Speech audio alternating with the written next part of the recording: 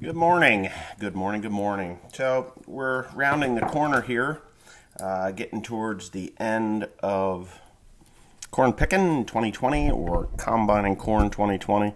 We'll leave the corn picking to Timmy Corn Picker. He lives down the road about a half a mile from this farm. Yeah, he was raised right there where he farms, just down the road from where I went to high school and where my mother was raised on this particular farm.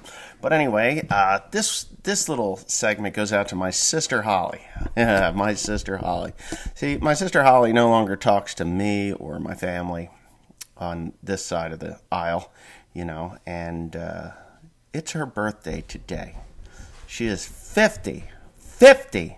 So she's 50 years old.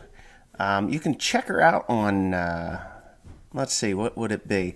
Facebook Messenger. It's Holly Stellitano.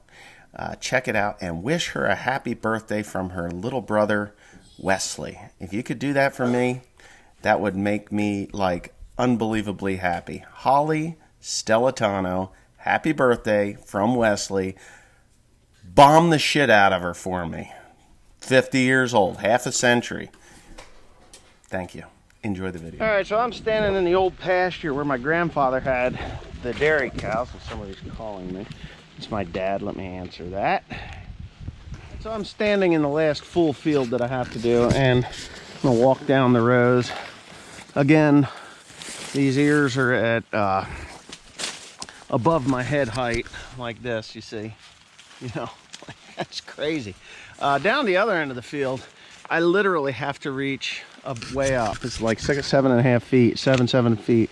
But anyway, somebody says, hey, you need to show those nubbin ears. And I think they were thinking that those nubbin ears were a single stalk ear. Hold on a second, I'll peel it open.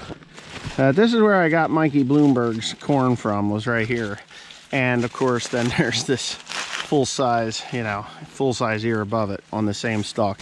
And it's like that a lot here. This ear didn't produce anything, and neither did this one, nor did this one. But they're still up here. That's where the ears are. And here's another one. This one's got kernels in it. And every one of those kernels counts, obviously, because it's a kernel. Now, if you look on the ground, like through here, this is where the coons knocked it down, and then the deer came in and cleaned up after them. And there's quite a few. It's raining right now, if you didn't know. I mean, it's just raining. It's terrible. Here's a nub ear. Here's a nubbin ear. And it's next to two very large ones. So yeah, I do have some nubbins. But if you take a stalk that has a single nub on it, and then go down and find stalks that have multiple ears on them, it kind of levels them out. But this is deer damage and coon damage mostly. So what happens is a coon will climb up to the top, and I'll show you. They'll climb up the stalk. There's wind damage in here too. God, it's like a maze. And this is probably the last you're gonna get of me harvesting because, well, maybe not, I don't know. I do have some aerial footage with the drone, but I'm gonna take you over here. Oh, you can't really even walk through here.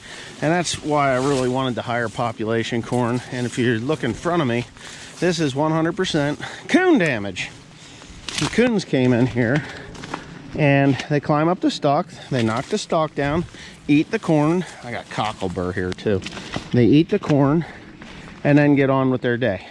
And then the deer come in and they do their number on it as well. Birds can then penetrate the field, fly into the stalk, do their thing. Yeah, so I've parked the combine there. My pickup truck is downwind over there in front of the barn. And my dad was telling me, he says, you could get that, you could get these silos, what do you call it?